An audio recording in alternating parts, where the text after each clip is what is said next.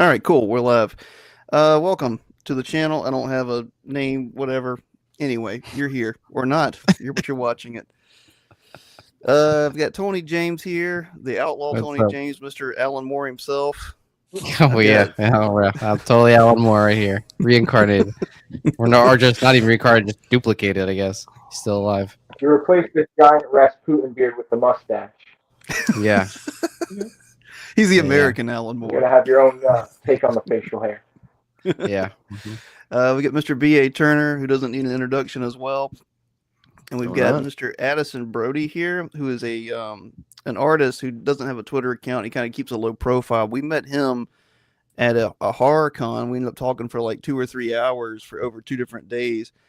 He has contributed to the Godfrey universe. He actually wrote Apollyon 20XX Incantations, which came with our last campaign as a digital giveaway, part of our Apocrypha.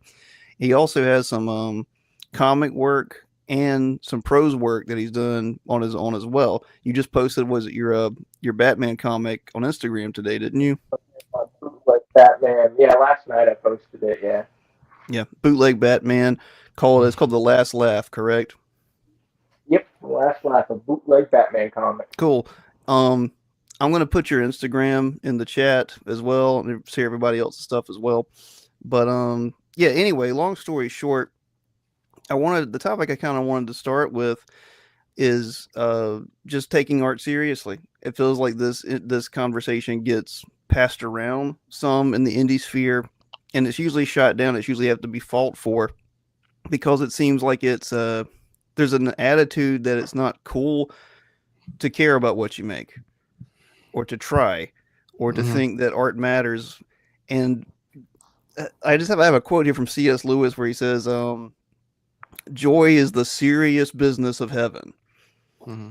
And that idea of, yeah, that's what everything's about. Even when you make something for children, if you make something entertaining, you pour your heart and soul into it and you do something of quality. You know when something, if it's grandiose or pedantic, when it wasn't made with quality. And you know when something that is silly and something is serious when it was made with quality and when it isn't. Mm-hmm. And the arguments I see is that, like if you judge something that looks silly or stupid, you're judging it wrong because it's got these other undertones that are part of it. It's still an appeal to a serious nature. It's still an appeal to quality. There's no getting around it. You either care about what you make and you take it seriously or you don't. Mm-hmm. And I wanted just to throw that out there. I don't care who picks it up or what the roundtable discussion is, but no one here is aggressive, so I figured we could just talk it out. No, we gotta fight. We gotta trade barbs the entire time. That's how we get clicks. Yeah, right. Exactly. Well, I think I definitely agree, and I think a lot of it has to do with like kind of the irony poisoned internet culture. Like I think there's kind of been, especially since like the '90s, you started to see the conversation of like sincerity versus irony, and especially in like literary circles and stuff. And I think we're still seeing that, except now it's like there's post irony and meta irony and all these layers, and it does seem like most people can't take anything seriously, and that sucks when art is in its purest form, like you said, a genuine human expression, and when we can't even have that, where you can post something and it's just kind of dismissed, not even on the basis of being like bad art or anything, or just on the basis of you trying to put something out with like sincerity, it can kind of just get dismissed. And I think that's probably like the worst part of it. Like it's not even taken on its merits, if that makes sense. Mm-hmm. Yeah, I think, and me and Tony touched on this a little bit in our last conversation, but and it's funny, your thumbnail, right, was the "Why so serious?" Yeah. Scene from the Dark Knight. But I think it actually reminded me of something. It's that whenever folks like us, obviously we're looking to make something, a little bit on the serious end, but we're trying to make something that's more than a throwaway book or just a fun little story that gets forgotten 20 minutes after you read it. And I think it's that so many people are jaded in the indie space, And I think part of it is people just being self-conscious, like the ones that will end up trying to, brand you like, oh, you think you're Alan Moore, or you think you're this guy, or you think you're that guy, is because they know they're not putting 100% into their own work, or because they're chasing algorithms, which means, yeah, they may be putting effort into the book, but they may not be making the book that they are truly passionate about, right? Like if you're just trying to make a copycat of something else or a literal parody, then obviously you're not taking it that seriously, or you're not trying to be as creative as possible. And so I think what they do is they lash out at the folks that are serious, that approach everything like, hey, no, I'm trying to make the best book possible. I want it to be deep. I want it to be layered. And so I think their guilt kind of is what causes them to lash out at folks that, they do want to make something that might be groundbreaking, or they may want to stand out in the crowd. And so they have this natural disbelief of, well, no, they won't do it because we're not doing it, or others aren't. So yeah, I think a lot of times they're just projecting. It's a lot of insecurity. I think they're kind of so beaten down by their own setbacks and all the concessions that they have to make, like chasing trends and algorithms, that they just feel that, if it's not possible for them, which I think in a lot of cases is more of a self-fulfilling prophecy, they just decide that anybody else who's trying, that they're pretentious, that they're, some Alan Moore guy. But it's just like, believing in yourself is not that hard. Like you should I highly recommend you give it a shot sometime.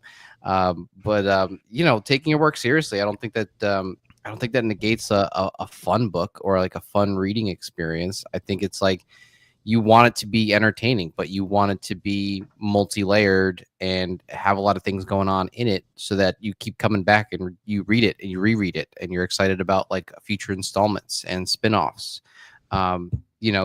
Rather than just, this was trendy, so I made something, and that I was just trying to make a quick buck to do it. I like you guys using the terms pretentious, and then I think BA, you brought up content. So I think those are two really key parts of it too. Like you guys are saying, feeding the algorithm, and I feel like once art becomes content and it's just kind of a throwaway thing, it's not even seen as art. And I think that's what a lot of stuff I see is like. I saw a post from a cartoonist I follow on Instagram, where he was just kind of ranting about the state of things and the idea of constantly having to put stuff out on Instagram, like not even just his comics, but just like behind the scenes stuff and doodles, and just feeding the algorithm. And I do think it beats you down after a certain point, and you can kind of just fall into that not a dark place, but you just kind of treat it all as, yeah, you lose the importance of what art is all about when you're in that grind of putting stuff out constantly, or just the promotion side of it. And I think that can really weigh down on the art, is trying to be in that content side. And then, like you were saying, with coming off pretentious, I think a lot of people have almost forgotten what that word actually means. And just anything where someone's trying to say something with like themes or meaning, or just trying to express something deeper than surface level, can immediately get labeled pretentious, which just isn't healthy. It feels like a defense mechanism more than anything else. Yeah. And I find it funny too, because and his name's going to get brought up. I mean, sorry, he and Frank Miller are legends for a reason. But whenever, if someone asks you, what's your favorite comic, or what are your inspirations? And you say something like, oh, Watchmen, Swamp Thing, Sin City, right? You name it, Dark Knight Rises. They have that just kind of like, it's like, really? Now, Yeah. why is that? And I think that's because, there's so many people now that they have destroyed or bastardized the meaning of deconstruction, for example, right? Like, oh, Alan Moore and Frank Miller destroyed the medium because look at what creator A, B, and C did after them, trying to copy them. It's like, well, you don't blame them, right? Yeah. You don't blame God for the faulty creations or faulty human beings, do you? Right? Like, It's all your fault, that's not- God. That's not how it works. But it's like, if you want to blame the, whoever, the folks that work on the boys, the people that do the really like deconstruction with no reconstruction, by all Mhm. means do that. But that was not a good chunk of Moore's characters. It definitely was not the Dark Knight. Mhm.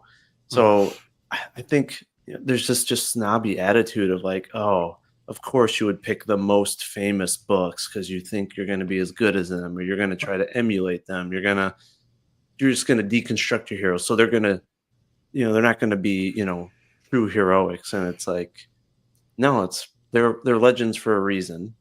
And I know folks like myself, like, we're not trying to emulate them. We're trying to learn from them.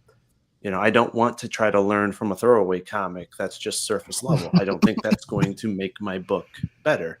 Like, yeah, it might be fun to read, just some basic Flash or Superman book, but is it going to help me reach my audience better? Is it going to help me make an impact with my dialogue? No, it's not. Um, so yeah, I just think that attitude is tainting the space as well, because it's like, what, you want me to be honest and tell you who I'm really, inspired by? Yeah. And again, they got to stop blaming legends for actually injecting enthusiasm and money into the medium. And those guys were not chasing algorithms. They were trying to do something outside of the norm. They were taking risks because they were passionate, and look, it paid off. And that's essentially what we're trying to do as well in our own I mean, small space. there's nothing wrong with like studying the greats in order to become great yourself, and like hone your craft. It seems that for a lot of those other guys, it's almost like they want to create a culture where it's like it's cool to not try. Like they feel like they've sort of beaten the system, where it's just like, oh, you spend all of this time trying to do deep dives into how to make art better and make it more resonate more strongly and have rich characters, and it's like, oh well, I just made like a sexy cyborg who has sex with somebody in a Waffle House. Like I've beaten all you guys at your own game, and it's just like, no, you haven't. You've like you basically have played to the lowest common denominator. You've decided that art has this very low ceiling, and instead of just kind of owning that and going like, well, this is what I want to make. This is art for me. They basically try to like lower the ceiling for all of us. And if you're trying to break through it, they try to act like there's something wrong with you. And it's just like, well, no, you have decided. You decided that it has a certain threshold that the rest of us can't pass. And rather than just like letting us do our thing, they throw around the pretentious and the high and mighty, which I don't know. It doesn't make any sense to me. I wanted to circle back to some of the stuff BA brought up because I thought you brought up some interesting points, specifically about like the aftermath of Watchmen and Dark Knight Returns, because you do see, especially in Alan Moore's career, like not quite a course correction, but like it clearly did weigh on him what he spawned afterwards, and that's why he did books like Supreme and a lot of the America's Best Comics books and stuff he was doing with Image in that era was clearly a reaction to like the whole image wave of these darker books that claim to be inspired by stuff like Watchmen and Dark Knight Returns without having any nuance. So I do think it's interesting that like people will still to this day label him as just a deconstructionist or just like a nihilist when like he clearly made strides to move past that. And then also to your point about like when specifically 1986 those books come out, Dark Knight Returns and Watchmen, kind of the shockwave they send through the industry and like the reason they have their place in history is one, just they're amazing books, but also like you kind of got to look at everything in context. Where now it might be easy to label it as just like pretentious deconstructionism. I was at Heroes Con here in Charlotte, and I got to talk to this guy John Workman. He was an art director for Heavy Metal, and he worked at DC back in the 70s, so he was like very tapped into comics at the time, obviously. And just hearing him talk about his like genuine reaction as Watchmen was coming out, and like just having something new and exciting for the medium, that jolt of electricity, and something that is in many ways just as much as it could be seen as a deconstruction of superheroes in the comic book medium, it is very sincere Alan Moore's love for the medium. It's kind of like the exact opposite of all the irony kind of defense mechanism stuff we're talking about, where it kind of just falls into pastiche and parody. Watchmen is a very sincere love letter in many ways to superheroes, to comic books.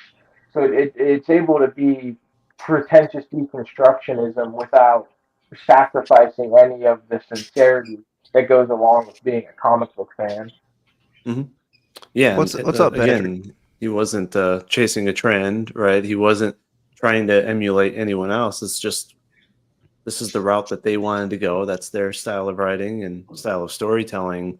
Now, the ones that did try to copy him, now that's a different story, right? That's why they weren't able to execute as well, and that's why their stories don't not necessarily resonate with people emotionally, because it is just gore and deconstruction. But Miller specifically, like, he knew how to deconstruct Batman and Superman, but then properly reconstruct them to show that, hey, they can actually be a better hero than they once were.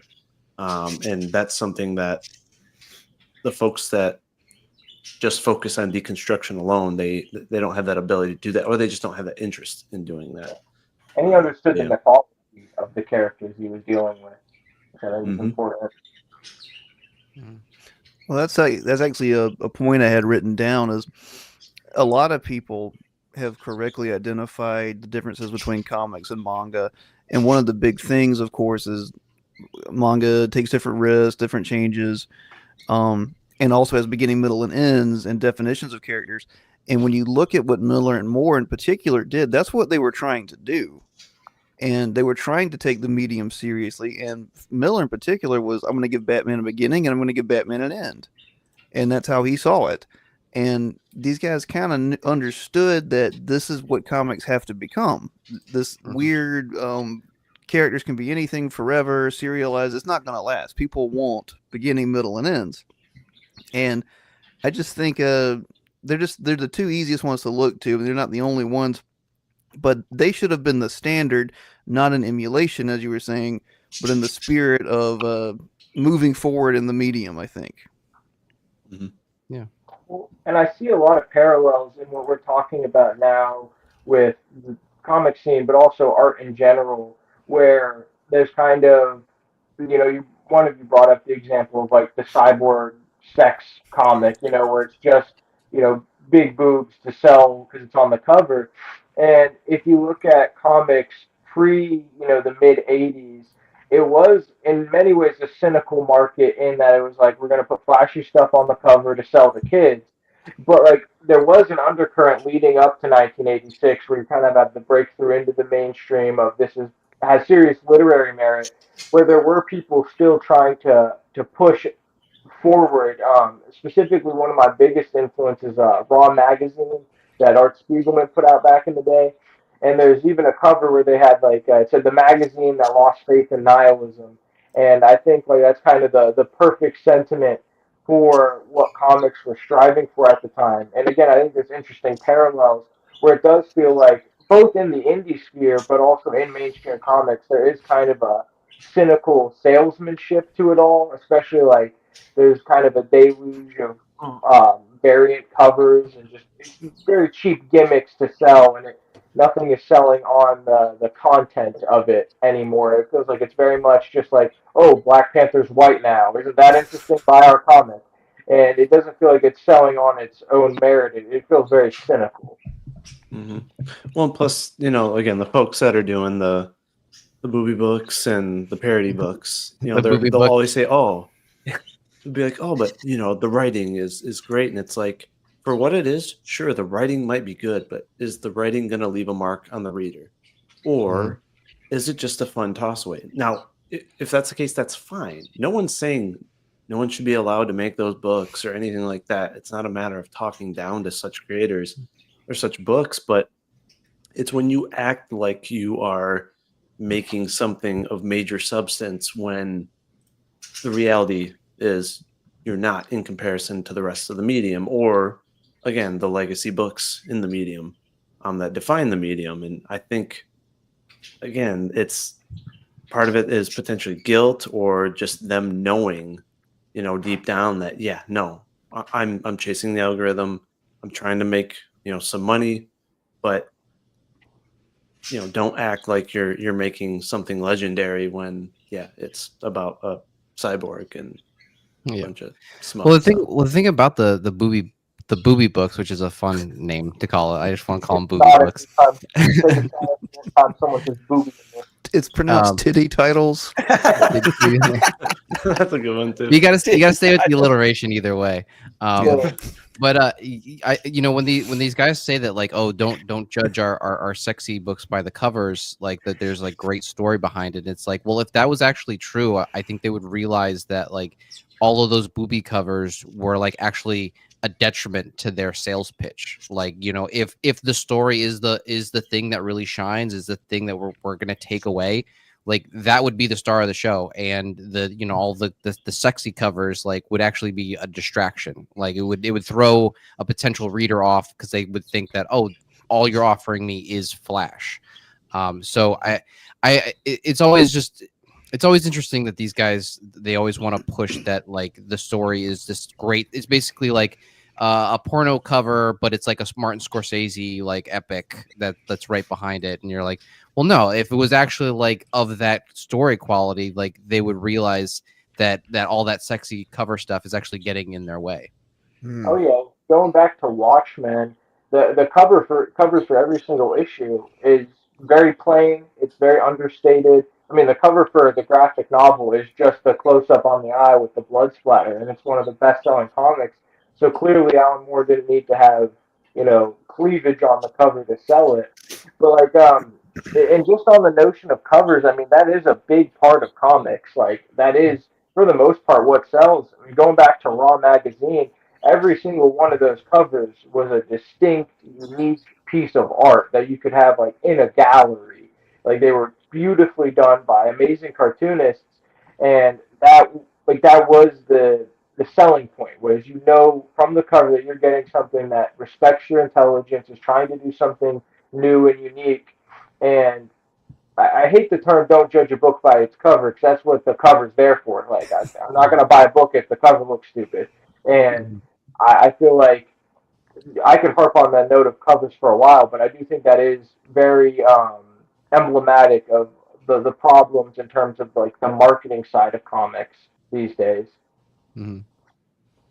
I think the covers just really reflect what the story's about. I mean, you just to kind of play devil's advocate for a little bit.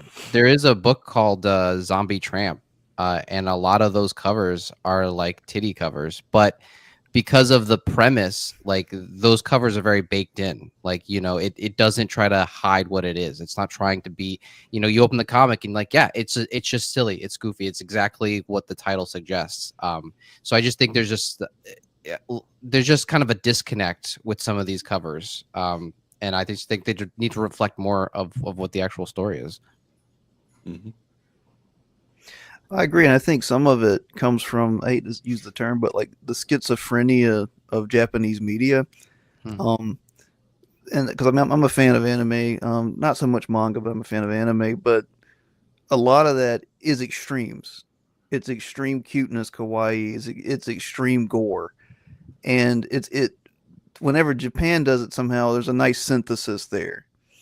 But I guess I feel bad saying this because I'm inspired by anime, but like when you try to go into that culture and you're not part of it, something doesn't work, because we've seen it over and over and over. You see when like Westerners in particular try to adapt that style, or that, especially that style of storytelling, or emulate it. It just, there's something missing. I don't know if it's a language thing, if it's a cultural thing. But I kind of have a working hypothesis in my head that I can't articulate yet, that I think anime has kind of ruined a lot of American art, like because people grew up on it. Mm-hmm. And that's a controversial statement, but that's why we're here, right? But oh, controversy! I'm out. Sorry. Yeah, right. Well, I was about to direct this to you, Patrick. You and BA, I know BA is a bodybuilder of sorts, and you're an MMA guy of sorts. Mm-hmm. You can do those things. You can have fun. You can have joy in those things, but you also have to take them seriously. And I don't see why art is any different. Art is entertainment and joy and fun, but I don't see the divide between that and being serious about your craft. I would say I think it's because it's been watered down to such an excessive degree, particularly in America. I mean, I assume we all live in America. Mhm. But I mean, ever since, like, I mean, I would quote Nikita Khrushchev, the general secretary of the Soviet Union, when he said, America will one day America will wake up and it will realize that it is communist. And so I think what had happened was throughout the past, 50, 60 years, Marxist scumbags have infiltrated every single facet of entertainment, starting with Hollywood, and most recently into our most recent awareness, comic books, Marvel and DC. And when that happens, what you get is not only stories that are almost exclusively oriented to make you more obedient to the state and people who do that kind of thing, but also it then sacrifices. When your main focus is to push an agenda, you've sacrificed the beauty of the art form and the beauty of the story. Now, there were people over these past 60 years who were very liberal, and they had very liberal opinions and put that kind of propaganda in their movies, and their movies were still really, really good, and they're things that we love even to this day. And I think that's the right way to go about it. But unfortunately, like, the thing about Marxists is that they're so single focused on like their end goal that they lose track of the beauty of the art form. So what we've encountered in America is a rotting of traditional American art forms like comic books, like Western comics. And so when you talk about Japan kind of taking over, it's because they're offering something people enjoy and want to view, and it's based on it's more focused on the story and the characters and all the cool things involved in all of that.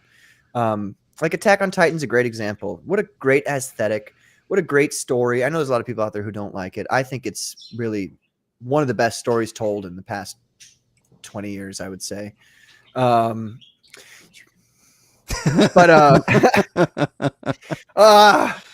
I gotta click off all my Soundgarden videos. But that's what I think has happened. And so, when you have an open market, essentially, of people want to hear good stories, they want to experience that, of course Japan's going to come in and take advantage of that. Why wouldn't they? They ought to. And if that was the same situation, I would say the same for Japan. Like if their media was, if it was faltering, I would say, let's invade. Let's drop a bomb of Western comics on them and try to take advantage of that scenario. And that's what they did, and good for them. But like you said, it has affected the American youth in the way that they view stories that come from Americans, and it's sad. I think there is something between that idea and Brody, what you were saying, and Tony, what you were saying earlier, this idea of insecurity. And I think you were still in the chat, Patrick. Brody brought up the idea of oversaturation of irony, and that seems to be, to me, like a coping mechanism for lack of identity and lack of confidence. It's very easy to hide behind irony, and I've had many talks with Brody on the phone. It's the first time we've had him on a live stream, but I know you've read. You're a big fan of David Foster Wallace, and in his book Infinite Jest, and his kind of working thesis for his life was reclaiming sincerity. Is that correct? Oh yeah, and well, to that point of irony as a defense mechanism, it's an easy defense mechanism because it's ultimately destructive. It doesn't really provide anything. It's an easy way to kind of shrug something off, and it has its uses. I mean, sometimes life is so hard. I mean, just one of the most current examples is like all the shit coming out about Epstein. I'm like, man, I don't want to live in a world with this.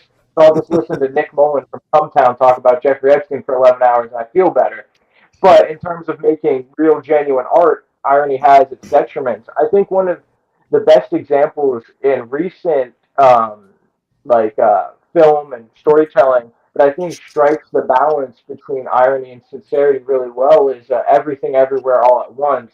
And like some people classify it as like meta irony or something like that, or like a meta modern, postmodern. All these terms are bullshit and don't mean anything. But the idea is using kind of the aesthetics of irony. There's all these references to, Ratatouille and Wong Kar Wai and all these things that are inherently postmodern or, self-referential, but at its core, it's still telling a very human story. And I think, like, thematically, it's all about trying to fight back against the nihilism that comes from irony, and specifically this new kind of internet version of irony we've been living in for the past 10 years. And I think it's more important now than ever finding a way to strike that balance where you can still use the aesthetics of irony and but still use it to tell a very true human story, if that makes sense. One thing, what you were talking about, Patrick, one thing it reminded me of was architecture, right? Where, when you look at the designs of buildings and how homes are built these days in America, it reminds me of the comic book industry, right? A lot of shortcuts, not really caring so much about the beauty of buildings, just trying to change with the times, right? Cookie cutter, right? When you look at like subdivisions, like you'll see literally the same house 10 times over, if not every single house is identical. And then you find out that even though it was, $500,000 or so, it's got plumbing issues, it's got these issues, it's got that issue, right? And I think that's, again, a thing that's happening in comics where people are just trying to copy the next house, or they're just trying to, modernize everything. And then there's a bunch of issues with the plumbing. There's shortcuts that are being made, right? Whether it's 3D assets, things of that nature, to where it takes away from the beauty of what comics used to be or what can be. And, what spurred that thought was kind of almost the flip side of what you were saying with communism, where at least communists cared about architectural beauty. Yeah. America has been, a free state for forever, essentially. And look at what has happened to our cities. Look at what our homes are looking like. Like, we haven't retained that beauty or a culture, really. And I think similar thing is happening in comics, whereas, for Japan, like, I'm not a fan of manga. I'm not a fan of anime. I just don't like how basic the faces look. How, again, to me, every character looks creepily young and things of that nature. But You're just describing Japan at this point. but they know how to retain their culture. They know how to retain beauty when it comes to architecture and things of that nature. Tokyo is notoriously clean as a city. Mm-hmm.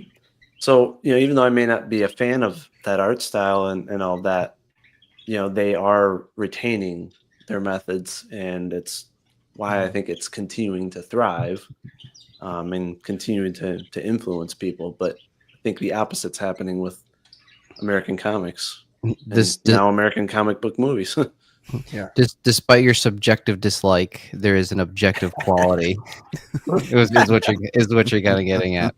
I think the degradation of art. I think it really comes from that there's just so much media to consume, and a lot of art now is kind of just being lumped into this content category. And I think it gives a lot of people an excuse to not try as much because, if some kind of 3D asset made comic, it gets any sort of virality, you'll make money off of that.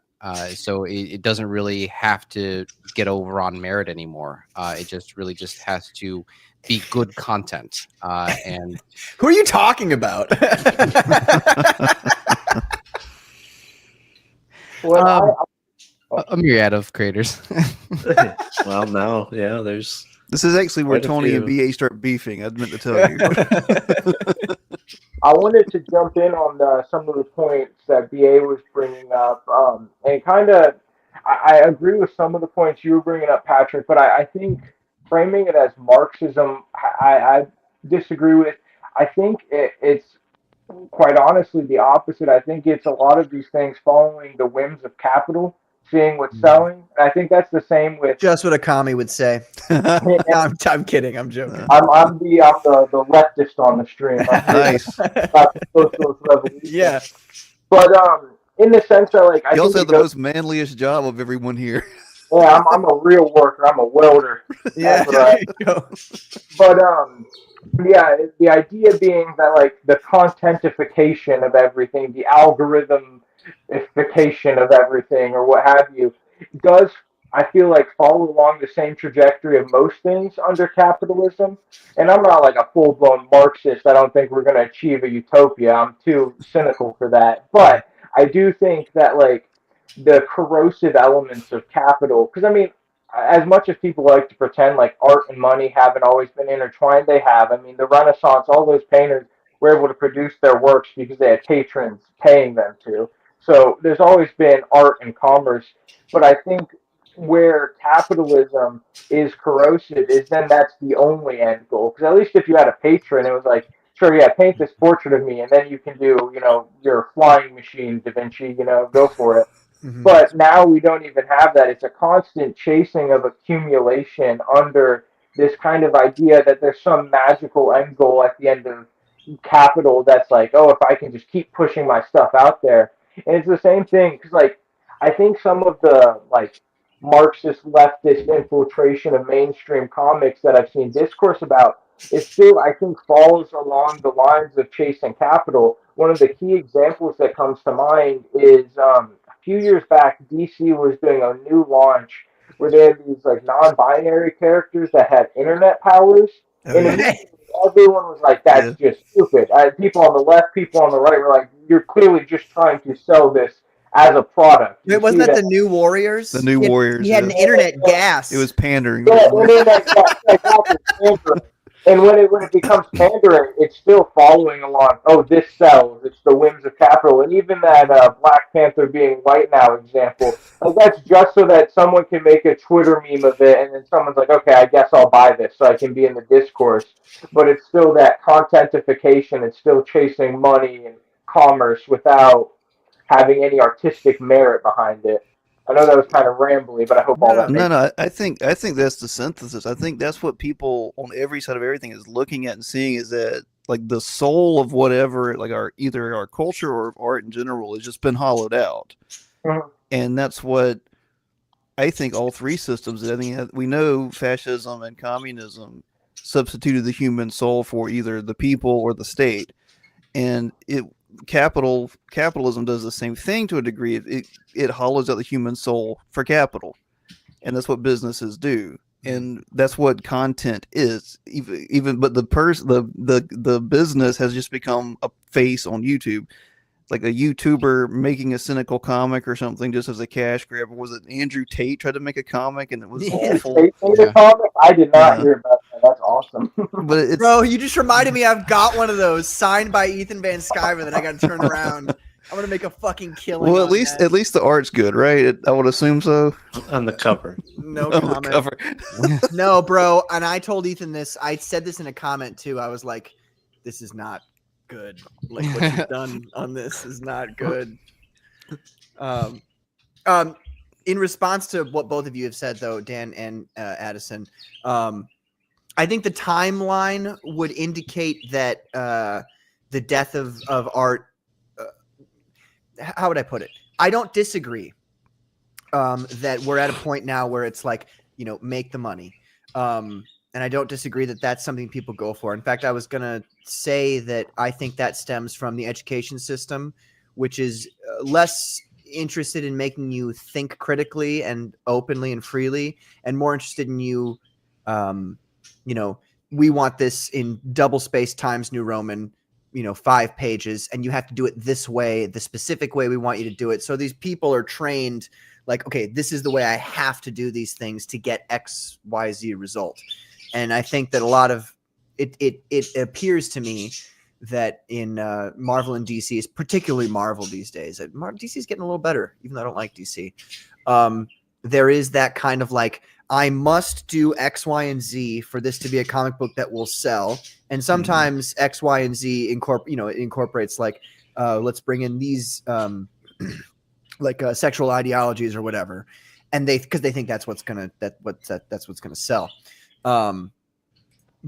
But yeah, I'm never gonna say it's not Marxism. I think it comes back to the educational system being infiltrated and getting people to think not what is correct or what is right outside of what I'm being told, but more along the lines of how do I operate within the system I'm in to make money? Oh yeah, I think you bring up some good points with that, especially like I think it goes to what Dan was saying about our schizophrenic culture. The fact that we can have something that is so commerce driven and capitalist driven that's using elements of, like you're saying, specific sexual ideologies to sell. Like it's just all over the place. But then I think it just all comes down to it just feels all so cynical and hollow since it is just to sell at the end of Yes. the day. Like using these ideologies because it's this thing we've seen. There's been a huge turnaround since Trump got elected in terms of like the content that's being put out. Where like Disney's been removing trans characters and gay characters from their shows, and it's like, oh, you never cared. I mean, you would have removed it for the Chinese market anyway. But it's like now it's even clearer. It's like, oh, that was just what was making money for those 10 years, and now the culture seems it's swinging another way. Oh well, let's follow the money. Yes, 100%. Oh yeah, I agree. I think. Well, on that note,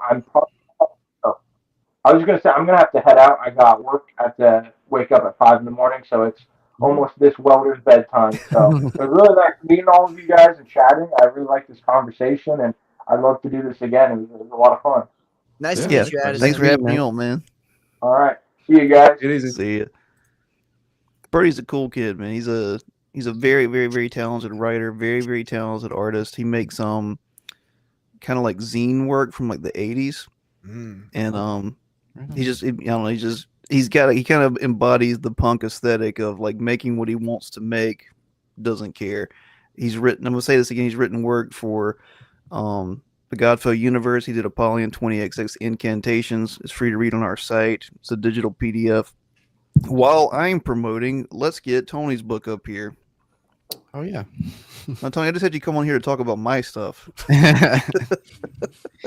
Talk about everybody's stuff. All right. Patrick, I need to get a copy of your book. I missed the original crowdfund. You missed your opportunity then. Oh, okay.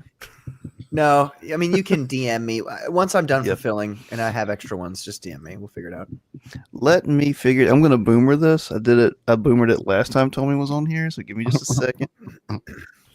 Give me just a second. I work in IT, and I'm still going to boomer this. Does Addison have anything going on right now? He has an Instagram where he posts his stuff. Let me pull this up real quick. Yeah, which I shared in the chat. I think it's just Addison Brody, like at Addison Brody. Okay. And yeah, he kind of stays off Twitter because he's smart. 7'9". Wow. Nice. Yeah. I They were saw it climbing. this morning. This morning you were at 7,500, weren't you? Yeah, we're climbing. We're climbing. Yeah, there's like a lot of outstanding project followers. So much so that you're like, okay, we're definitely gonna fund this book. Yeah. So yeah, I've been checking it feverishly. Been running data back and forth. But we should be good. We should be in pretty good shape. Especially with the 48-hour email that goes out, you get that big push right at the end. So.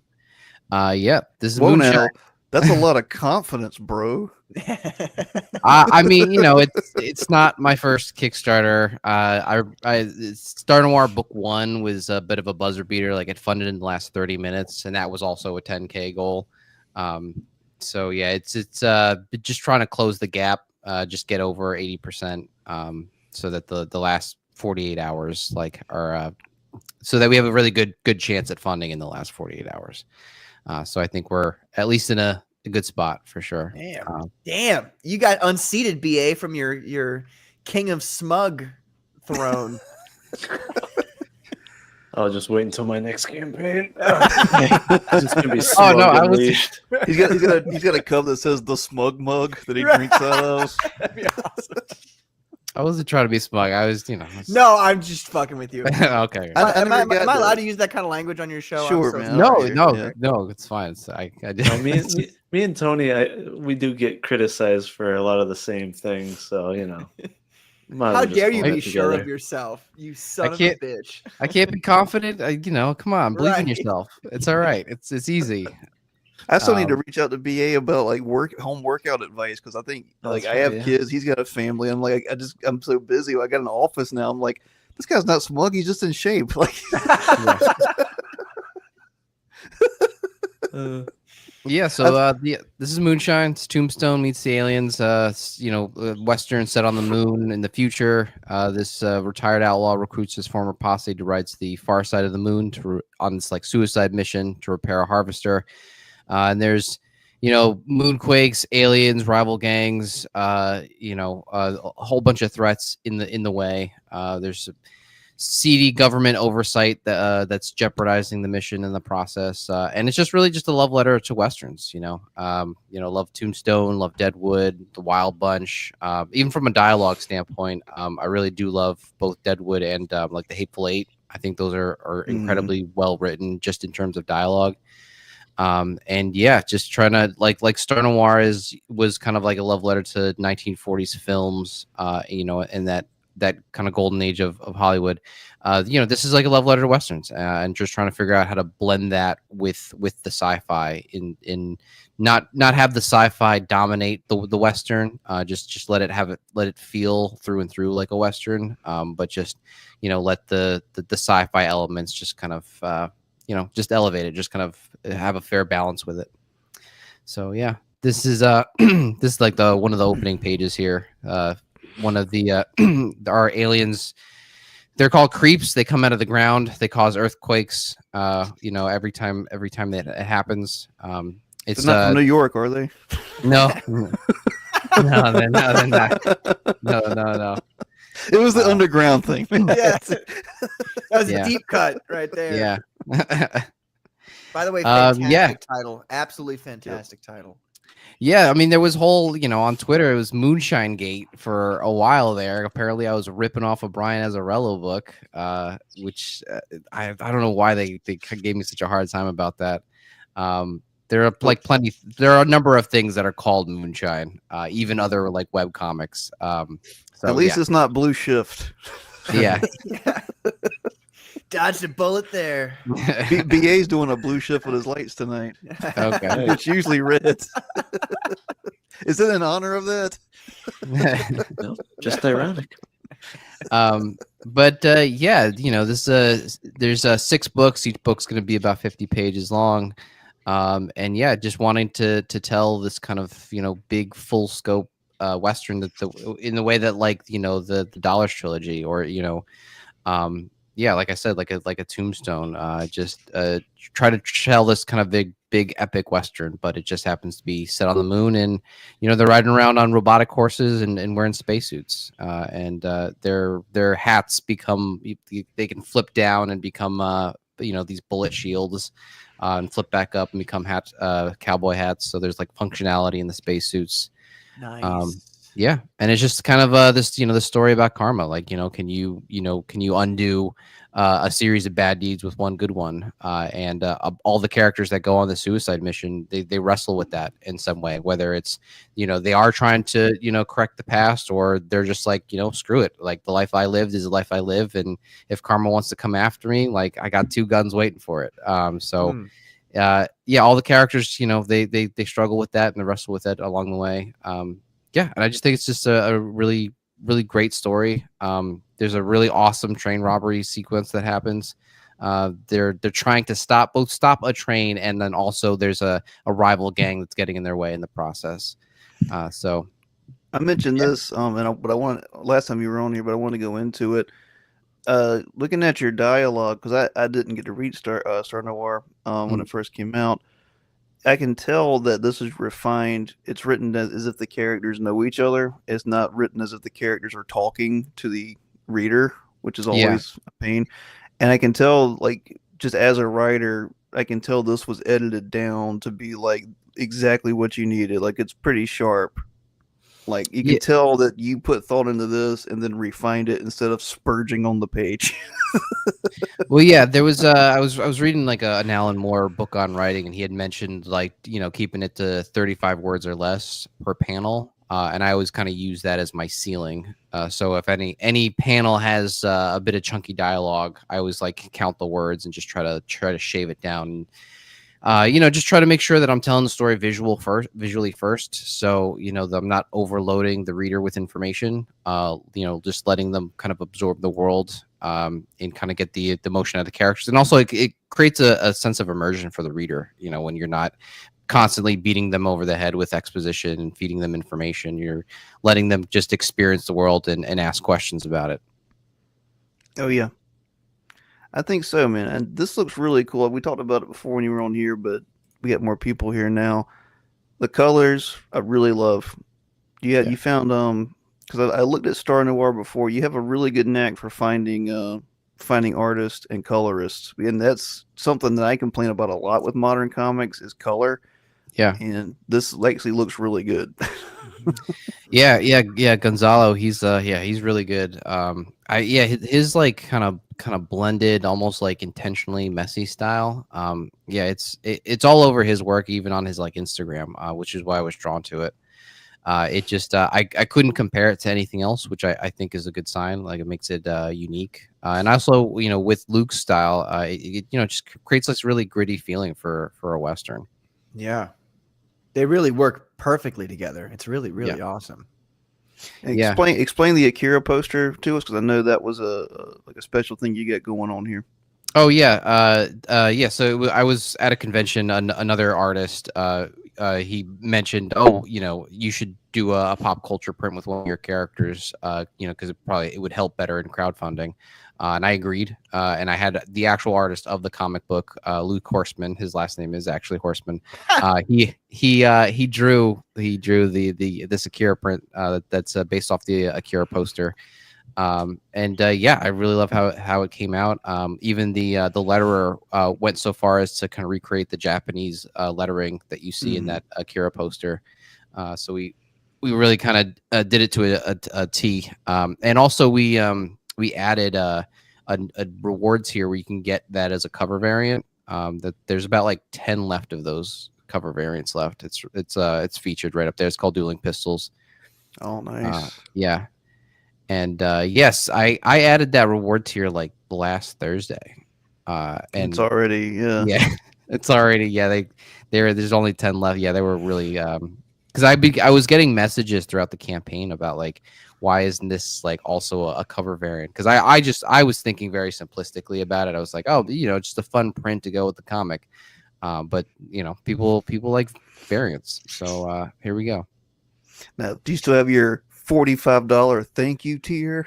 I have my 45. I know. The $10 thank you tier. Yeah, there it is. I actually got that from like other Kickstarters. There were like several Kickstarters that were doing that. And when you kind of think about how you're trying to make your funding goal, like for a 10K funding goal, $10 really doesn't really move the needle for the creator that much.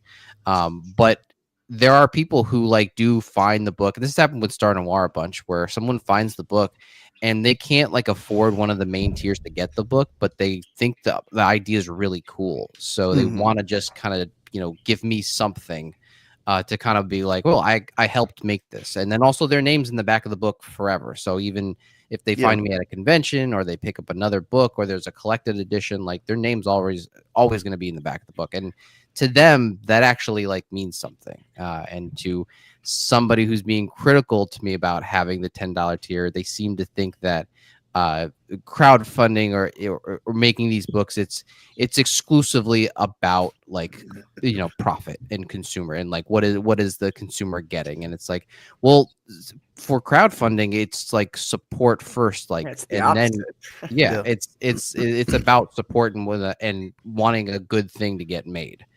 So those $10 pledges, like I don't have very many of them because people want to get the actual book. That still allows them to do something in the name of getting the book made.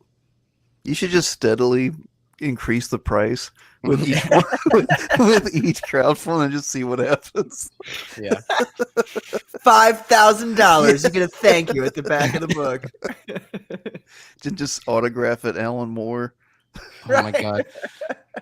Yeah, for $5 more, I'll write Alan Moore instead of my own name.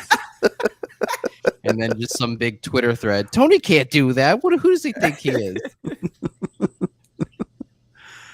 And that's fine. I don't know I don't know, man. I don't get it. I love being able to laugh at this idea because like God, we haven't been in indie comics a long time. And then like the 2 or 3 years that we've observed, we're like, this is almost worse than music. Because like I've played music for a long time, and it's like the guy that would pay you to play at the bar would also be the guy that stabs you later. And I was like, You got paid when you played? yeah, like exactly. Rare enough. It's because I got a degree in it. Like that's why I could always bang that around.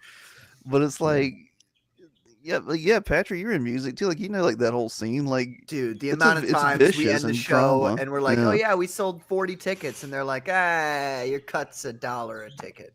You're like, Yep. oh, okay. we got to where we just wouldn't sell tickets. We're just like, oh, we can either have us and have like a free band on the show, but we're not selling tickets.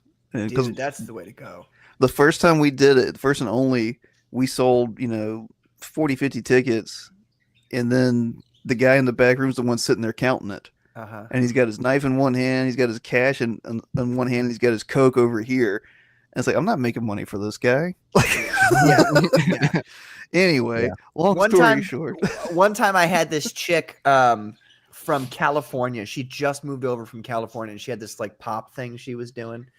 And she asked me and my band to play for her. We worked at the same place. We worked at the YMCA. And I don't think she looked up what my band was about because we were very heavy, and she was talking shit in the back. My brother told me later, he was at the show, and he told me he was back there with her, and he could hear her talking shit about the band.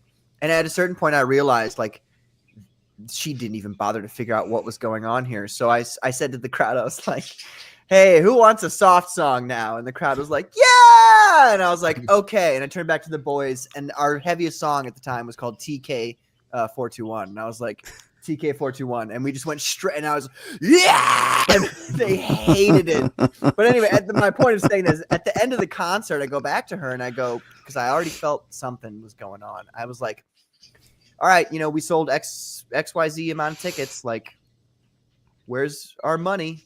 And she's like, oh, in California, we don't pay people the night of. And I like looked at her, and I looked at her in the eyes, and I was like, yeah, you're in St. Louis, sweetheart. Where's our money? Like, and I've never been so aggressive towards a woman, but I was just like, nah, that's not going to work for me.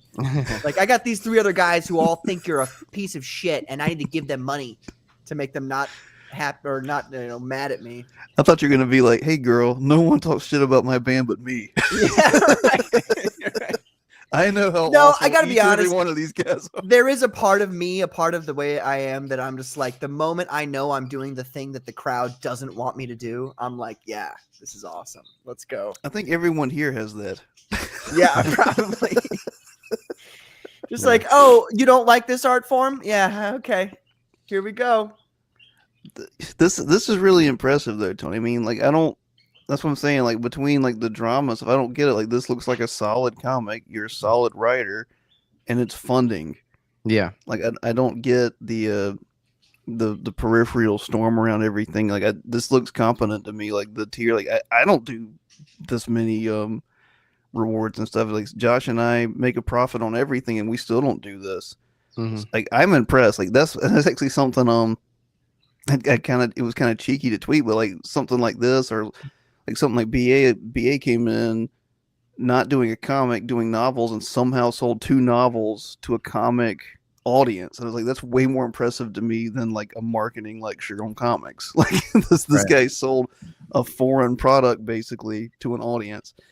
And What- I think it's kind of like I think those guys, they kind of live in an echo chamber, and they've been doing comics a certain way for a long time, And I think the way that I do comics is kind of in defiance of everything that they stand for. And it would be so convenient if I was not successful, so they could kind of lecture everybody about how like my way is a terrible way. But because I'm successful, it really draws their ire. I think that's part of it, man. And like that's one reason I sent the link to Patrick, other than like I know he's a cool guy and he could be in on this conversation. But when I saw Patrick's campaign, it struck me as that too. Like, you seems like you did something pretty unique with that. Mhm. Yeah, I mean, I listen to creators who are like wildly successful, who raise $500,000 for their campaigns, and I take little pieces of business advice from them, and I try to do my own version that works best for what my particular situation is. It's since Star Noir, that's how I've run my campaigns, and I think that's why I'm successful. That's great, man. Yeah. And also, I don't think the quality of the books, I don't think that could be understated. I mean, it's, you do all this work to kind of get eyes on your project. And I think it helps at the end of the day that like, it's just genuinely a good book. Like, it's a good read. That's what Star Noir success has all been about is that when people read it, they're like, oh, okay, this is genuinely worth my time. Like, it's not style over substance. He's not trying to make something. He's not trying to be something that he's not. It actually lives up to what the hype is. So, yeah. Well, yeah, and that's what I noticed about it, and I would love a discussion of discussing. BA and I kind of did this, I think, a year ago, quality versus quantity. I think. And I've gone into the idea of objective versus subjective, but I think there is objective good, and I think there is like quality, but there is a spectrum of good. I think because like if Jack Kirby were around now, people like the modern comic industry probably wouldn't like his style. Yeah, especially in the post-image world. Things like that. Like, I think you can have something that looks like an indie comic, like a cartoonist type thing, and then you can have Todd McFarlane on the same idea. They can both be good as long as it's good. I know it's an unattainable definition, but my belief system is like that's what makes it what it is. Like, if you can quantify something, then it kind of sucks. Which is my brain's fading. I couldn't articulate that properly. But I'll quote my least favorite Christopher Nolan movie where she goes, "You can't quantify love." Oh God, yeah. How can you have a least favorite Nolan film? Oh my God! Because is that of from that Interstellar? line. That's why. Yeah. Interstellar is so beautiful. BK and I get Such a along on a horrible lot of movie. things. I do not like. He lost me with Interstellar. Like, Nolan lost me with Interstellar. We can have Oh that my God. knockdown drag out later. Talk about NASA/Nazi propaganda. Interstellar, ladies and gentlemen. So good. I need Patrick. I need you to like Alex Jones live stream, man. I need you like 6 hours just talking. Dude. I need that to happen. NASA was founded by Nazis when the Operation Paperclip. We took Nazis over from Germany and brought them here. I'm kind of retarded. Well, Tony, let's check the numbers, man. I'm not going to sit here for 6 hours, but somebody can clip my history. Why not? Yeah. No, I think this is great, man. I think this is. I've ordered a copy myself. Yeah. Thanks for jumping in. BA as well.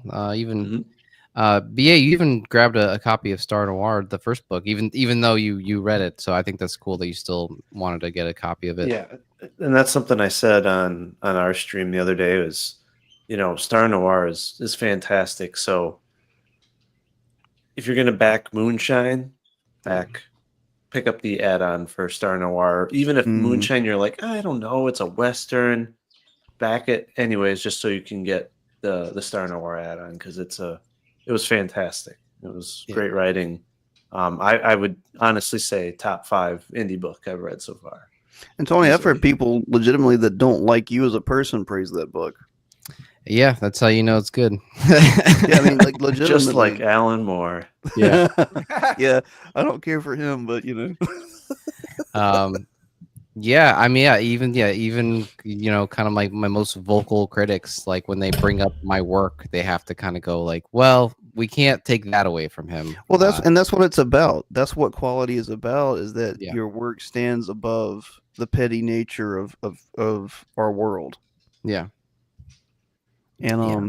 For sure. do you I don't want to have you talking the whole time if you don't feel like it. Do you want to go into a pitch for Star Noir as well so people can pick it up? Yeah. This is like LA Confidential meets the X-Files. It's about this 1940s detective that teams up with a gray alien to stop a shapeshifter who's killing LAPD officers in Central Station. So while they're trying to figure out which one of their fellow detectives is an alien, more cops are getting picked off one by one. So it's a 6-part murder mystery.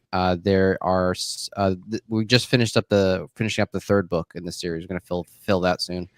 It's just been a great ride. Every book is very meaty, like about 50-ish pages. People can't get enough of the series. There's a lot of blood and guts in it. There's a lot of 1940s slang, if you love those, if you love that kind of golden age of Hollywood, you kind of like those kind of James Ellroy kind of pulp novels. We definitely play into a lot of that stuff. How many women get slapped? Zero women get slapped. Well, there's a character. There's a character that alludes to. She's already got the bruising on her face, so we didn't see it, but you connect the dots. It doesn't. Hey, it doesn't count unless the hero does really it. quick. I got a problem here. Yeah. I'm trying to get the which one is it here? The $25 Man on the Moon. Yeah. I've already paid for the my name in the credits because I thought that was funny and I wanted to do that. No. But so I go back to Kickstarter and it's like change your Oh yeah, it's like one account, one pledge. It's like it doesn't because when I chose Man on the Moon, it wouldn't allow me as an add-on to do have your Really? name added to the credits. I didn't see it. Well, the added to the credits, it comes with the Man on the Moon, so it's like anything above a thank you thing. Like the thank you thing comes with it. That's why I kind of say in all the descriptions that it includes everything in the previous tiers. So it's if you grab the book, you're definitely in, and you also get all like the digital copy and all the other stuff that comes before in the previous tiers. Well, So there it's you stacked. go. Well, what was the complaint about that then? Now I'm even more confused. Like signature. I didn't understand. I just didn't understand how. I've never backed. And this should be a point in your box there, Tony. I've never backed anybody on Kickstarter besides you. Oh, okay. Nice. Cool. So, I can use that as a selling point. yeah, That's cool. some extremist Christian backed me on Kickstarter. He puts a picture of Alex Jones. Yeah. They're turning the frickin' frogs gay. Between Alan Moore and Alex Jones, man, like I've got everybody on this. Yeah. So it's Moonshine's great. Star Noir is also great. I spend all my time just working on these books, just trying to get them out. I'm really impressed with the layout here. I'm looking. This Yeah. looks old school. This looks like, and this is something that most modern comic writers would not dare do, is putting that many boxes on a page. And Yeah. I can already tell it's well done because my eye is tracing it the proper way. I think that's cool, man. I've said this. I said this when you were on before, man. But I believe I'm gonna get these two guys to back me up on it. I think you could do like a lot more, man. Like I'm really challenging you as a writer. You seem like really well versed on writing and on culture. You should be doing like audio dramas or something else on YouTube. Like you should be expanding this because you're clearly talented. Like a radio War of the Worlds, Something, Yeah. man. Orson Welles. See how cool that would sound though.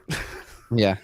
I do have I have my YouTube channel, the Writist, where I analyze story structure in video games. We did Mhm. talk about briefly on that when I was on the Nice. show last time. You ever done a Hideo Kojima game? I did Death Stranding. And just wanted to kill yourself afterwards. Yeah. I did. The last 4 hours is straight up exposition. Yeah, actually, well, the opening of Death Stranding, the first game, it doesn't have exposition. It's very visual, and I did an analysis about that opening scene, how it explains about explains how the world works without actually beating you over the head with an exposition dump. Yeah, So, yeah. not tell. But then at Yeah. the end of the game, they're like, "Yeah, we're just gonna tell you anyway." Yeah, it does. He really just tries to do both. It's like I don't know. It's like he's worried that we're not gonna. He's not comfortable with us not knowing, so he has to at a certain point like do it. It might have been from Metal Gear Solid 5 being so badly construed by people. Yeah. And really, he did you know how people would complain about Have you played any of the Metal Gear games? Yeah, They I would- played 5. Okay. Yeah. In the other games, you go into a mission and then you sit down and have a 4-minute, codex conversation on the radio with somebody. Mhm. And people complained about that. And I think he went too far in the opposite direction with 5, Mhm. where they're just like, oh, you want to know what's going on with the story? Well, here are some tapes you can listen to. Mhm. Like, Yeah. oh, okay. Yeah. And it is really actually one of the best, it's a brilliant story, but he went so far into the opposite side of no exposition that it ends up being very confusing. Yeah. My Yeah, buddy and I did like a 40 or 50 episode Let's Play of Death Stranding on his channel like 4 years ago. And it's hilarious, but by the end it's us just like like sitting there like trying to hold on. Right. We're just watching this thing and it's like I don't have anything to say over this. I don't know what's going on. This is my beach, Sam, and I've brought you to my beach because it's like, shut up! I don't care. Because she's I she's I'd fragile. rather walk right now than listen to you talk. Yeah, there's definitely a number of missions where they like explain, okay, this package is really important. Okay, got it, cool. Yeah. I need to tell you one more time that the package is very important. Yeah, I know you just said it in a cutscene 2 seconds ago. Well, And I I'll- just want to reiterate one more time, the package is very important. And you're like, Right. shut up. Yeah. Now here's an existential quote about something that has nothing to do with this game. Right. Die Hard Man. Yeah, I am Oh, Die yeah. Hard Man because I died and it was hard. And here it's like, just shut up, dude. Oh my god. We used to say that game was accidentally Manifest Destiny, the game, because like you're like making America. Yeah. And it's like Yeah. killing everyone in your way and delivering packages. Yeah. When Well, you man, guys well- played that game, just real quick before you, I know Yeah. I've distracted the subject here we're on, but did you ever kill anybody? I've never killed a single person. My Not buddy one. did. He killed as many people as he could. Really? Yeah. And he had to drag them all back to the incinerator. Oh my Oh, god, wow. that's hilarious. Yeah, I did. No, I didn't kill anybody. I just rope a dope everybody. Yeah, and then- yeah. Yeah, I do like the chaotic moments of like going into a like a bandit camp and just like hog tying everybody, stealing all their shit, and then just like Yes. as they're trying to chase you, just in this most chaotic fashion. I Right. think. Yeah. You know what's interesting? I tried to go. I was telling you guys about how the exposition at the end of that game. I literally quit. Like I couldn't do it. I was like, fuck it. I beat the game. There was a big boss that I killed. I shot him. He was really tall. I beat the game, and I stopped playing it. And then I went back recently just because it is a very relaxing, enjoyable game, and I completely lost the point of what I've. God damn it! Okay, I'm gonna be quiet now. Those birds are like the mechanic thing from Harrison Bergeron, where you start thinking it makes a noise and it kills your thoughts. Yes, I feel so stupid right now. Nah. I walk me tried to through play the a- game. The exposition didn't work, so I was like, okay, all right. I'm That's me. That's me with the first hour of every Pokemon game. It's like, just let me catch them. Like, Yeah. don't tell me anymore. Right. Walk me through Reloader real quick. Oh yeah, Reloader. Yeah, it's a revenge story set in virtual reality. It's like The Matrix meets Kill Bill. It's like that one. This one's like a kind of introductory. 24-page. Just short and punchy. Yeah, it takes place in 2 different realities. There's this gamer that loses her avatar because of a hacker, and rather than kind of trying to enact vengeance in the real world, this is a very immersive reality, so she kind of rebuilds her avatar and goes after this hacker. So it's also like a love letter to video games, I've alluded to there. So we do everything like funny usernames, and there's powers, there's like inventories that come up. So yeah, it and even going so far as to recreate video game cover art. That's why the cover there looks like Dead Space. Did you ever read Neuromancer? Yeah, it's all right. Yeah, I love the story. It's just impossible to read. Yeah. Hmm. That's a cool, great man. cover. Dead Space is a great game. That's Yeah. an awesome homage. Fantastic. Yeah. Patrick's yeah, gonna put out Bread Space, the comic book. um, Stretch Yeah, goals. Yeah. I mean, if we, you know, 'cause it'll be in late pledges. So if I cross any of these in the process, you know, so just glow in the dark stickers, you know, just like survive. I learned so much science about the moon that you could create a whole survivor guide about it because it's a pretty unforgiving Now place. that's cool. Yeah, it's That's the moon cool. is a pretty hostile environment. It's closer to being like in Antarctica or the bottom of the ocean. Like resources are very very important. You know, you've got it's like 240 degrees in the sunlight and like negative 240 degrees, and there are like craters that never see sunlight ever. Yes, and yeah, I just thought it would be fun as one of the stretch goals to create sort of like a survival guide that explains in a fun way all the science that I had learned. Did you, when you were doing that research, did you learn how the moon, according to its size, is too big and so must be hollow for it to be so close to the Earth? I didn't catch that. He's like, no, Alex, I didn't.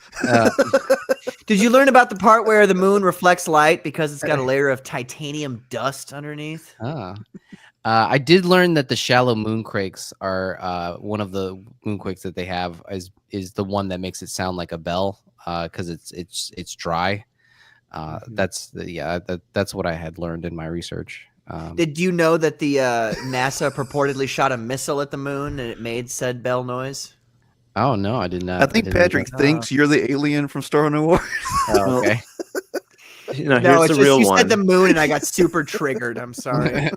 Well, here's the real question. Did you know we never landed on the moon? Hey, Hey. see, my guy. There we go. Because we did. Right. So Did you see the laughable videos NASA tried to convince people that were real? The Cardboard. Stanley Kubrick films. Right. Yeah. Yeah, we sent up 2 humans. Or humans. I don't even remember how many. It's so fake to me. But before they even sent up a dog, Right. you know, like, Yeah. come on. Like, wouldn't By you the way, we can't send people to the moon right now because we don't have the technology, but we can recall one of those satellites or something that we had that's thousands upon thousands of miles away. Just, you know, Yeah. that's how it works. And we can Have an contact. entire Tony's like, station can you up just there. shut the fuck up, Patrick? I'm sorry. I mean, I'm not even sold on this whole like Earth being round thing. There's no Hey, evidence with yeah, that. now we're talking. This always Oh. impresses me though, because like I work with Josh Adams, of course. I mean, we're a 2-person team. We do everything ourselves. But this always impresses me about people I bring on here that you can put a team together. Yeah. I don't understand that. Like, I don't understand the logistics of that, and I don't know if I have the heart to do it. So I really I admire that everyone here has done that in some capacity. It's a lot of emailing. Yeah, just a lot of emailing and a lot of vetting. I mean, I don't work with people who haven't like accomplished projects and are not published in some way. Luke Horseman, he draws Judge Dredd for 2000 AD. So he's like very very credible guy. Even Gonzalo has like colored some image covers. So yeah, these guys have been around. They've done some stuff. So Did you get in touch with these guys over Instagram, or how did you? So Luke actually, he found me in a weird way because he was liking a bunch of Star Noir art posts on Instagram, and then when I was looking for artists, I saw him and I was like, oh, here you have like this weird, like almost like Daniel Warren Johnson, like art style, Mhm. and I thought that would be really great for that kind of bombastic kind of story that we're doing with these cowboys on the moon. And then yeah, he was like, "Yeah, I totally love westerns. That's my jam." I sent him the script. He was like, "This is a great script," and we were off to the races right after that. He was drawing concept art, before I knew it. It's awesome, and the fact that you say that he just draws Judge Dredd it like makes so much more sense now. Yeah, Yeah, he's- I have some old Dredd comic books where he's on the Mhm. moon, and so it's like it's funny. It reminded me of that when I saw it. yeah. That's just what I'm impressed by, man. I'm not trying to circle back around to it, but I see everything here, like from Paper Moon to Knight Rider to Bad Moon Rising. Like those are all references that like not everyone, especially like modern era, would get. Yeah, Like I can just tell that you're like a connoisseur of sorts of like the medium of writing and pop culture in general that goes back beyond 1999. Yeah.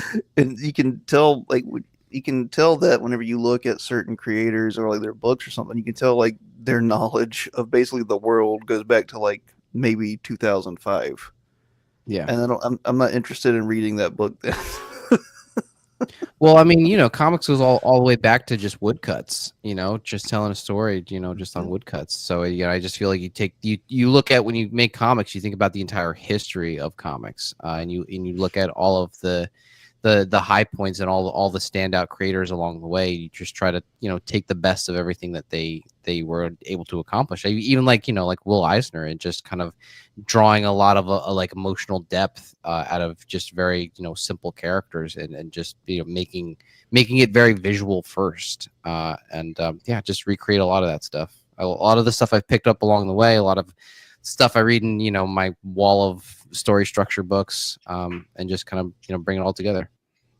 I mentioned this last time you were here, but I wanted to get BA and Patrick's opinion on it. I despise white space in comics. Yeah, I don't know what it is, but when I see like Wow. a ton of big, like when I say like a You sound like a somebody who works for big Marvel when you say you despise white space and white spaces. yes. Oh, a space. Oh, you said space singular. Oh, Yeah. my bad. Well, I guess to me it's lazy when I see like big blocks of panels with like huge, like it seems like to me like the white borders have just gotten bigger as time goes on. I don't know if they're trying to save money, but Mhm. this like shows care and immersion to me. It's like when I look at this and it looks like someone actually tried with this book. Yeah. yeah. It's also, in Yeah. my opinion, much nicer to put black in there instead of white. Yeah. I don't know. I just Yeah. feel like it looks better. Yeah, Well, unless this it's a is, black and white comic. Yeah. Well, Yeah. yeah. Well, the interesting thing about this story is that it's told in lunar phases, so the story actually gets brighter with each Oh, book. that's sick. Yeah, so what you're actually looking at here is actually low light. Once the sunlight catches up to our cowboys, the book actually gets brighter, and there's actually a lunar eclipse, and the color palette just becomes red, like different shades of red. That's very cool. And That's it- interesting, but have you just considered throwing an anime girl on it? You With, could a, have know- a lunar with a eclipse great on person, that. like a ginormous, great personality. You know what I mean? Sometimes when I do these crowdfunding campaigns, I'm like, you got to throw like a big titted cover, a big titty woman on there. That'll start generating a whole bunch of backers. That could be the lunar eclipse Yeah. cover. You know, Yeah. you know what could be doing the eclipsing, but And then if I do, It's just like a side view, and her boob is like Yeah. eclipsing the moon. and then if I do that, if I get any flack for it on Twitter, I can just go like, well, it's really about the story, and you're like, Right. you're just a flag Yes. cover. Please. Oh my god, that'd be so. you could have a funny. crater cover. Ooh. Yeah. They'd be like, they'd be.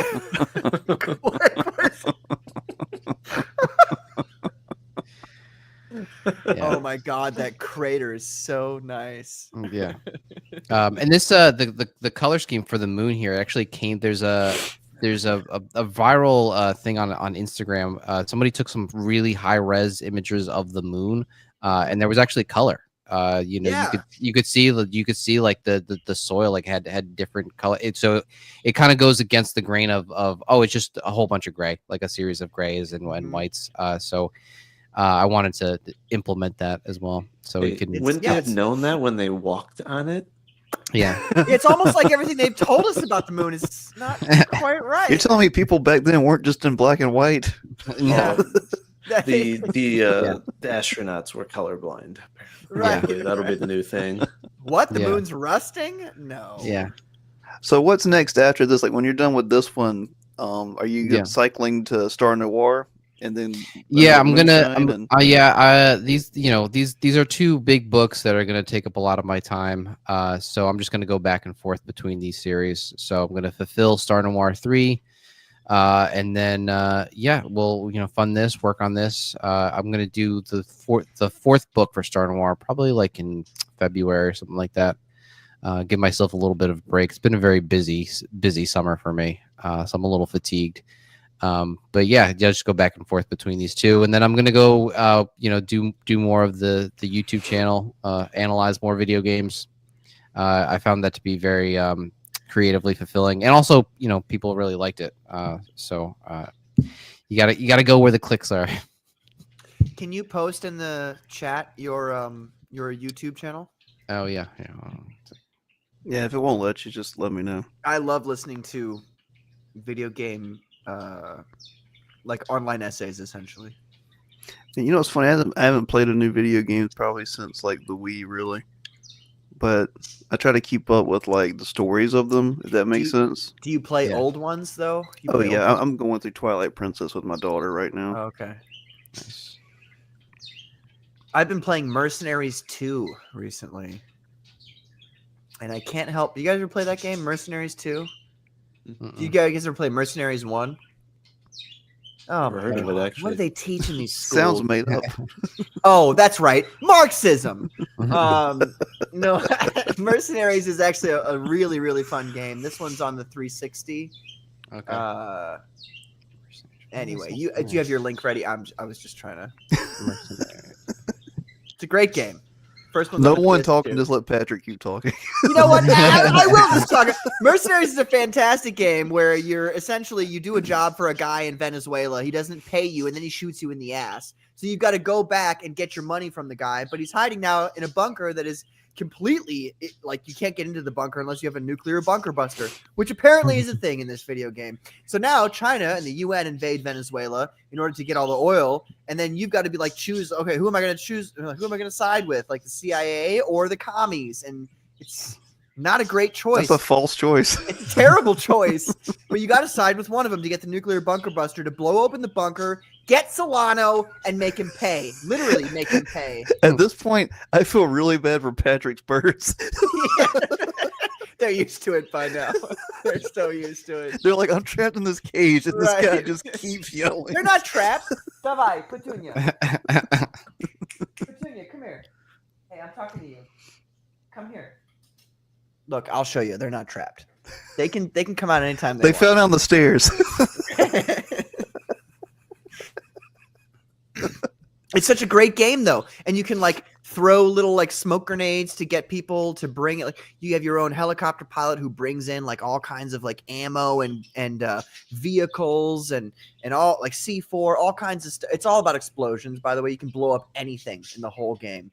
There was one point I really messed up where I blew up the main bridge going between two like important cities, and then I saved it right after that.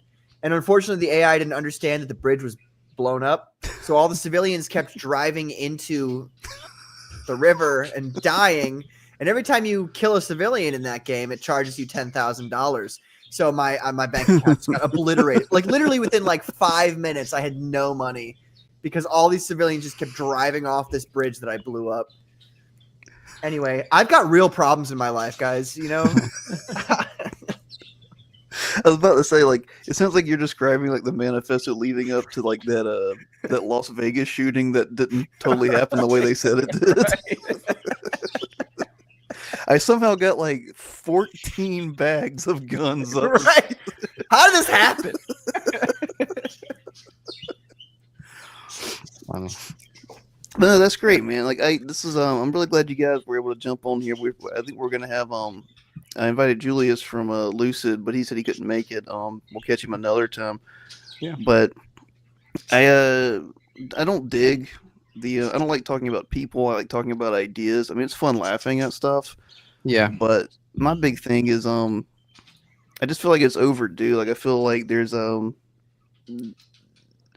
to get too like serious about it, but there is it doesn't be taken seriously. There is something about art that if you respect it, you want to try, and for some reason that is pushed back against.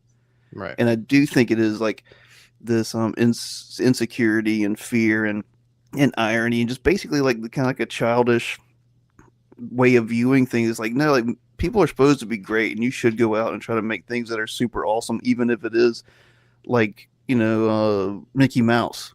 Mhm. Like, that's awesome, and that took guts to do that. And it takes guts to do anything that is basically not just algorithm chasing crap.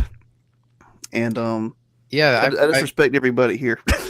Yeah, I've often had conversations, with my girlfriend and talking about like, oh, like, dude, let's do an NSFW book, and we pitch fake ideas. But the problem is that I take it too seriously, so it's like it would kind of like be the best version of an NSFW book. So you'd actually be like, you'd get all the titties, but you'd genuinely be entertained because You're gonna write Lost Girls again? yeah. I would basically do like a Lost Girls. Like it would just is like, I don't understand, I wouldn't just give you just, TNA for nothing. I would actually like really think about it. So every fake story that we pitch to each other, it's just like, just to stop, just go out there and do a pseudonym, go throw that one out there just to kind of just to show that it is possible. But yeah, what are you gonna do? That's pretty impressive, Patrick. I'm not gonna lie. Yeah. It's only that one. It's only that one. The other I one's call you the Birdman now. Давай. Давай. Wow. Как дела сегодня, птица? It's gonna be Patrick Quillin. Horacio. Wow. Can you Wow. say something? Can you сказай, пожалуйста? Can you say something? No, she's just gonna bite. BA, what's your plan, man? I know you're putting a comic out, but when can we expect that, and what are you thinking like with it? Are you expanding your current universe with it? I know you're doing from your first 2 books, but where do you see that going? Yeah, so the first issue of the comic is underway. Got over a handful of pages fully done in terms of line art, inking, and lettering, but hopefully we'll have a sign-up page by October is the goal. Just got to get a double-page spread and one other splash page done for the images for the sign-up page, but Color or black and white? it's going to be both. Oh, nice. I also plan on having a grayscale version as well. So Cool. I knew you would say that because when we were talking about how white in between that, you were like, I mean, sometimes in black and white. Yeah. And I was like, he's doing a black and white. I knew it. Nice. of course, yeah, and I'll probably do, instead of having variant covers, I'll have a different cover for each color variation. So that way it's, you're more incentivized to get the different variations, but the book will definitely have a different feel going from black and white, especially to color. The black and white's going to feel like Sin City very much, very heavy on the inks. Hmm. And then the color version is most likely going to be more of a painted style. So it's going to be very, very unique. It's not going to look like probably any other book in the indie space, but Nice. if all goes well, Who's maybe the artist launch. you got on it? Not announcing that yet, but Oh, Probably who's come the October. colorist you got on it? that is still not determined. So yeah, that Oh. one can't say, Letter. but Say, I'm gonna watch your reaction here. Eric Weathers. no. The Oh. line artist, the inker, and the letterer are going to be all one person, Nice. Oh, a okay. different colorist. So Okay. but yeah, it'll be a great team, and hopefully we'll launch maybe sometime next February or March.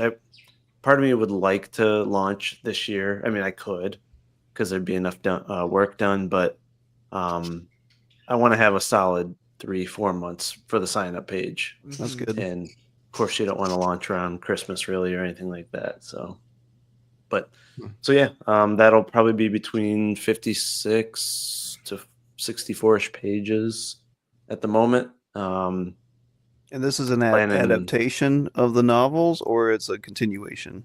Adaptation, Nice. but also modified version. Yeah. But It's yeah, the SJW version of the models. He's taking after the Marvel Cinematic Universe. it's gonna be even more brutal than the novels. But He's like, wait till you see the character Patricia Quinlan. Just so you know, now Dread Knight is a trans guy. he doesn't have any genitals in gargoyle form. So. He But I does guess in this human comic. form. Although The whole BA time.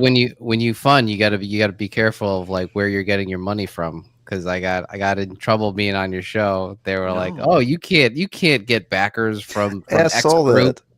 And I was just like, are we really in the business of turning away readers over like trivial I didn't know tribal that lines? B.A. Turner was the ambassador for an entire group of people. Right. I just thought he was the guy who I thought he was the guy that liked what I was doing in my book. No, you bullied him somehow. Oh yeah, yeah. Apparently, I bully people to be on their streams. I don't. They don't ask me to be on, or I don't just politely ask if I could be on. It's a full blown bullying. Yeah. Yeah, no, I'll be pitching it to everyone, everywhere. But yeah, no, this will be one of many, many issues. And then, I mean, I have indirect novels or indirect spinoffs planned that if things go well with this campaign, to where I could have enough money to not just make issue 2 right away, but also do one of the spinoff comics, I will. So I'll maybe have 2 going at once. But plan is literally just keep did going. you do an audio version of your first 2 books? I don't remember. Not yet. That's a good thing to do. I could eventually. I'm kind of in a weird position there because I've sold to the comic audience, which was fantastic, but I almost don't want to provide an audio book yet to where even more comic people will read it or listen to it, because I want them to find out what happens through the comic and not through the novel. But I do want to have the audio version for the novel space. But the thing with the novel space is there's literally nowhere to network. There's nowhere to promote. It's a pure, almost pay to play. Yeah, it's pay for vicious. promotion, to where it's I'll crowdfund the next novel. Don't for sure, and maybe eventually do audiobooks, but I can't imagine dropping several grand and then it's oh yeah, there's no place to promote this except for the comic space, which I'm sure I could do fine and make the money back, but it's wait, I don't want them to know how this ends yet. So it's yeah. That's interesting. So do you have how many so I know that issue 1 of your comic book is not even going to be remotely close to the whole book of the first book. It would be. So how many issues do you think that will it take to get book 1 into comic form? Probably 5. Nice.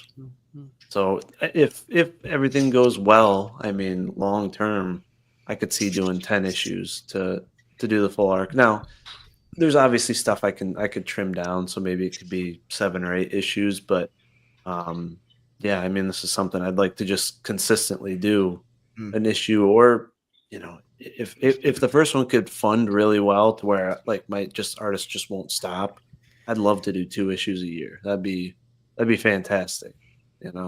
Yeah, but we'll see. Hire some Brazilians. Or Peter Gilmore, he'll do 2 issues a year.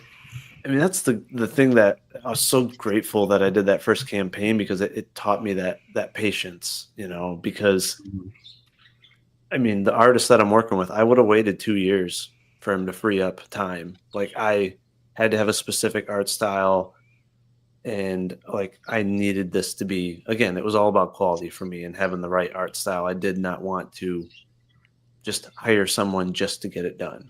And I think, we've seen some people do that, unfortunately. Not even that it's a matter of a budget issue, because everyone's got budget constraints, right? That's the toughest part of it. But where it's well, who can get it done the fastest?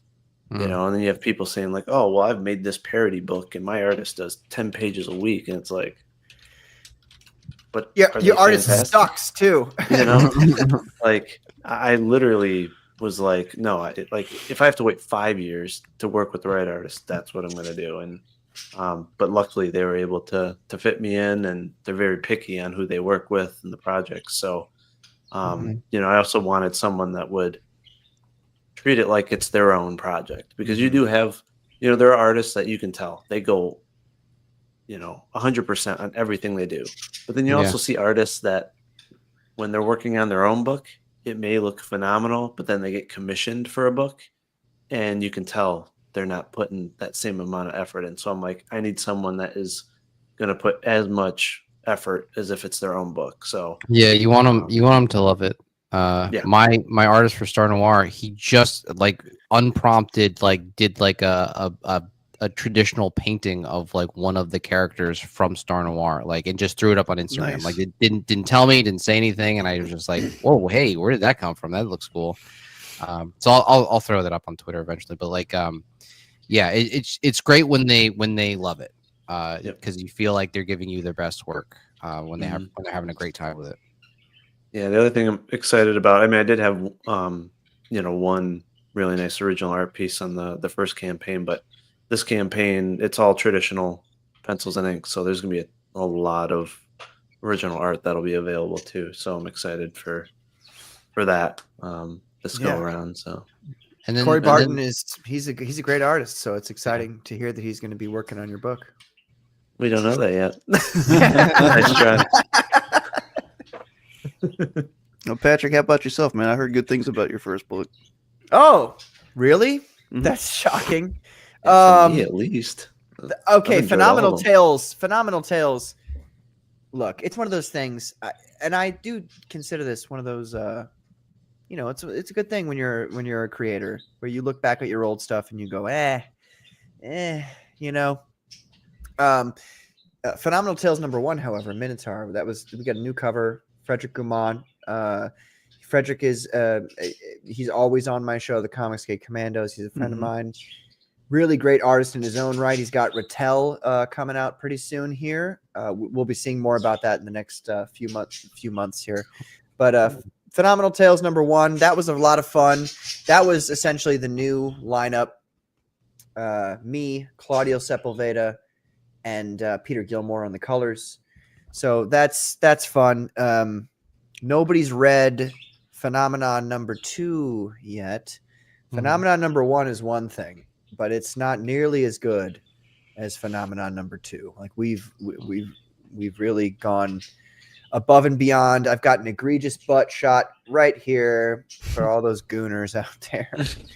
I'm just kidding, but kind of not. I gotta be honest. I put that there just to be like, people are always like, "Hey, you need to make your women." You guys were talking about this earlier. You need to have the titty titles, the booby books. I don't do that. Like my characters, Yeah, I don't either. my characters they're thrust into a situation where the government, like the state, the Soviet Union, is trying to oppress them and kill them, and they're trying to overthrow the Soviet state. There's not a lot of room for this whole, we're going to have relationship triangles and there's going to be some sexual tension. It's like, we don't have room for that. Okay. We're trying to overthrow the government. So, we've got some really fantastic art from Claudio, beautiful colors from Peter. I'm excited for this to get into people's hands. And I did say on Twitter, it was a setback because cover A, which looks like this, although this isn't actually the version, this is the prototype. It was printed incorrectly. There were pages out of order, whereas B through D all were correct. And I mean, that aside, B through D being correct and me being like, wow, people are going to notice it. That aside, it's just like, it's a matter of print. Like, how can I'll never be happy with myself if I released cover A and it was messed up, even though you can read it and it's actually kind of fine. Just the way I wrote it just happens to make it's okay. It's literally just 2 pages like switched where there's Cinematic choice. That's what people say. But it's one of those things where, like, even with all that aside, like all this, the background of like, ought you to change it or ought you just to ship it? I'm just of the opinion where it's just like I'll never be happy with it if I ship it like that. So yes, I have to bite the bullet for cover A. This is cover B, by the way. This is cover C or D rather by Vasilis Lolos, who has won. I think he won an Eisner Award. Yeah, he won an Eisner Award, didn't he? BA. I think so. Yeah. So it's just one of those things where I have to wait a couple more weeks. I got the email today saying they're dispatching it, so I should get it by the end of the week. Cover A, and then I'll be able to fulfill. And then from there on out, it's going to be Phenomenal Tales #2, titled The River of Blood, which is going to have a new artist. It's going to be Peter Gilmore, who's going to be my full-time artist and colorist and letterist. letterer Mhm. on that piece. It's essentially like all my comics exist in a alternate universe Soviet Union in 1999, but this one is going to be in 1526 in Utah, with the Paiute Native American tribe as they combat. We'll wait till we get there, but it's everything. It's all based on historical documents. Whether or not you believe those documents to be true, I don't care. It's going to be a great story. It's going to be fantastic. It's actually more of a horror themed book than anything else. Peter Gilmore being the king of CG horror, as it were. So it's going to be fun to see him draw some of these creatures and some of these things that are going to be involved in this book that, like I said, is historically based. So I'm excited for people to see that. There's a lot more work for me to do on that before I really start talking about it. That's going to be the next piece, and then Phenomenon 3 will happen probably near the end of the year here. So Nice, man. I look forward to it. Like I said, I respect what you do, all you guys. And my to read pile is so far back that BEA's book is still on my to read pile because I started oh my gosh, I started reading like I've got this whole collection over here of like Shakespeare and a bunch of crap that I told myself I would read, and I've got 2 kids. Shakespeare and a bunch of other crap. Yeah, a bunch of like Dostoevsky This and slop. and Rand and stuff like this stuff I love. Right. It's just like Dostoevsky. I'm It's still fucking- going back through freaking Beowulf, which is like 100 pages, but I don't ever get the chance to read, man. Like whenever I get up, take care of the kids, go to work. If I have time, I do this or I write and then go to sleep. But we've got Biophile Kolga 2 coming out probably in 2 or 3 months. We've got Apollyon 3 coming out probably into this year.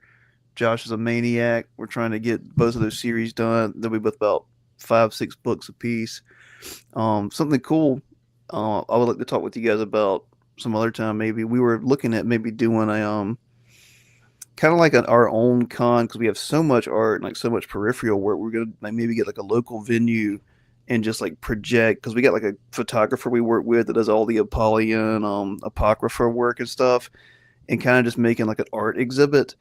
But I thought that'd be kind of cool to start doing with like some local guys. If people live near close together, is basically starting doing like indie comic cons instead of having people have to pay for tables and all that kind of stuff. I mean, you make money at cons, but I don't know. I just like the idea of new ideas, basically, because I'm really, really, really, really tired of like the consistent drama on Twitter and the lack of creativity that comes with it, if I'm being very honest.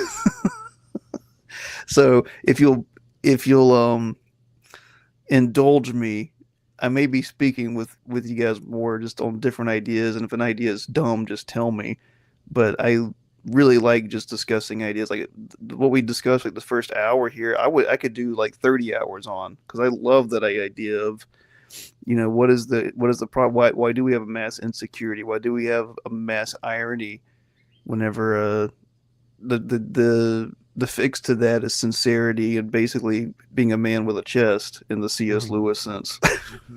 So thank you for entertaining and indulging my curiosity this evening, I should say. Yeah. Thanks for having us, man. For I, sure. I love me an esoteric chat. I'll never turn one of those away. Well, I plan to. I work very closely with Brody, the guy that was on here. Brilliant guy. He's a young guy. He's in his early 20s. But I think him and I are going to start a weekly podcast, just because we already call him every week, and we have these long 2-hour discussions on this stuff. But I'd love to have all you back on or individually on, and basically I'm trying to. This is pretentious or whatever. Trying to elevate like the indie comic scene discussion. Yeah. Instead of it being drama and stupidity and things I don't care about. And I like comic books, but I can only talk about comic books for so much without going into the deeper aspects of comic books. Right. Why they're made the way they are. Yeah. Yeah. Like I would love to, I don't know, I would just love to have each of you back on and go on like a 2 or 3 hour talk. Like I've barely scratched the surface with any of you. Thanks for having us. Yep. Yeah. Well, thanks for Awesome. coming, guys. I look forward to doing this again, and to everyone in the chat or whoever's watching it, or whoever rewatches it. Thanks for coming back. Yeah. Tony's book, get him over 10 grand, Yeah. and Patrick, thank you for backing the book. That was awesome. No doubt, brother. Yep. I wish that I was still doing my commandos right now. Technically on sabbatical, but I would have had you on. Been a good Oh time. yeah. I'm sorry. Yeah, we'll get there next time. Yeah. One of my next. Yep. Yeah. Just not on Kickstarter. You know, it's on Oh my yeah. comic Yeah. or something. Yeah. I'm sorry. what- I'm ideologically cultish like that. Yeah, that's yeah. what you told me when I was on. You were like, "But do you have a Fund My Comic?" I was like, "I do." Right. Gotcha. Look, I just know that my audience is, they'd prefer Fund My Comic. Yeah. So Yeah. That- Everyone's got their preferences. don't Yeah. need to get into all the nitty gritty details about it, but it's better. Right It's on. always better to have. I mean, I just do multiple all platforms. three. I don't. But no, turn but away your money. book looks fantastic, Tony. Like I backed it not because I'm happened to be on a show with you tonight, but because, well, one, I saw a little bit of it on BA's show, but then I saw more of the art and the colors, and I talked to you more, so that means I know more about the writer, and I'm just like, okay, yeah, I think this is something that, oftentimes you see books and you're like, is this guy even going to deliver? And I think that. I think not only that you're going to deliver, but that I think that what I'm going to get is going to be pretty fucking rad. So I'm excited for it. I'm excited to get it. Cool. Awesome. Yeah, you're gonna have a great time. Yeah, we work our asses off on it, so you're gonna have a great time on it. And thanks for the Apollyon review, Patrick. I actually put it on our Substack. No doubt, man. Sometimes I wonder if I get too harsh about certain points. So I I thought it was great. I like to be honest about things, So even in situations where I might have said something negative, just know that like it doesn't in any way come back on you as a person. Like I like you a lot, and The it's 10-minute rant against my mother was a little excessive. well, she had it coming. So no, I mean I liked it, and it was a great book, and I think there's a lot of things that people who read it the first time won't notice, but I notice them. So I appreciate those little things that's always my favorite thing, to read somebody's work and to they put something in there that most people aren't going to notice, but I'm like, oh, I see. That's a reference to this, it's cool stuff. I'm gonna have a and- lot of that stuff in mind. Your whole universe is just very I'm very ideologically oriented to appreciate Mhm. what you're doing right now. So No, I love that kind of stuff, man. I like I know you're on a certain wing and Brody's on a certain ring, but you're both artistic. And I mean, I agree with you on a lot of stuff. I agree with him on a lot of stuff. My thing is art comes before everything else in that regard.